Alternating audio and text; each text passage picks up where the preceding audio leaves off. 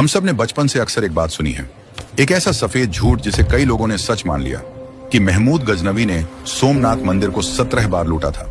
लेकिन इतिहास की असली किताबें खोलेंगे तो सच बहुत डरावना है। गजनवी ने पूरे भारत पर 17 बार हमला जरूर किया था, लेकिन सोमनाथ पर उसने सिर्फ एक बार हमला किया, और वो एक दिन भारत के इतिहास का सबसे खूनी दिन बन गया।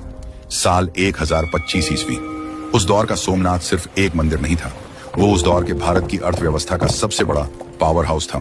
इसके अर्थशास्त्र यानी इसकी इकोनॉमी का अंदाजा कुछ फारसी दस्तावेजों और मध्यकालीन विवरणों से लगाया जाता है, जिनमें उल्लेख मिलता है कि मंदिर के संचालन के लिए हजारों गांवों से कर रेवेन्यू आता था, और कहा जाता है कि सैकड़ों मील दूर से गंगा जल और कश्मीर के फूल विशेष अनुष्ठानों के लिए मंगाए जाते थे। इतिहासकार लिखते हैं कि मंदिर के 56 खंभे ठोस चांदी और सोने की परतों से ढके थे, और मंदिर का महाघंटा जिस जंजीर से लटकता था उसका वजन 200 मन यानी करीब 8000 किलो शुद्ध सोना था।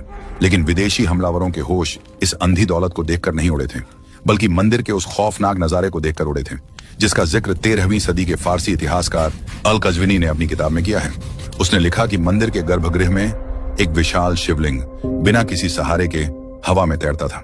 इतिहासकार कहते हैं कि यह प्राचीन भारत की मैग्नेटिक लेविटेशन तकनीक थी, जिसमें विशाल चुंबकों के परफेक्ट बैलेंस से शिवलिंग हवा में टिका रहता था। आज कुछ लोग इसे मिथक मानते हैं, लेकिन उस दौर के विदेशी दस्तावेज चीख चीख कर इस वैज्ञानिक चमत्कार की गवाही देते हैं। जब अफगानिस्तान के लुटेरे महमूद गजनवी को इस अंधी दौलत और वैज्ञानिक चमत्कार का पता चला तो वो पागल हो गया।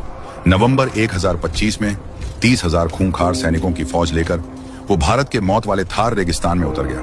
लेकिन यहाँ एक और कड़वा सच था। सोमनाथ के पुजारियों को यकीन था कि उनके भगवान खुद इस मंदिर की रक्षा करेंगे, इसलिए उन्होंने कोई बड़ी सेना तैयार ही नहीं की। एक तरफ उनकी ये अटूट आस्था थी और दूसरी तरफ मौत तेजी से आगे बढ़ रही थी।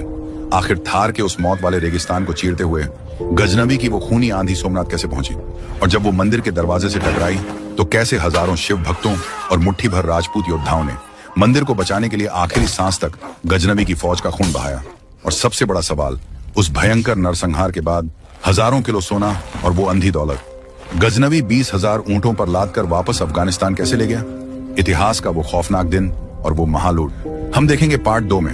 अगर आपको लगता है कि ये सच और लोगों तक पहुंचना चाहिए तो अभी इस वीडियो को लाइक करके अपना समर्थन दर्ज कीजिए।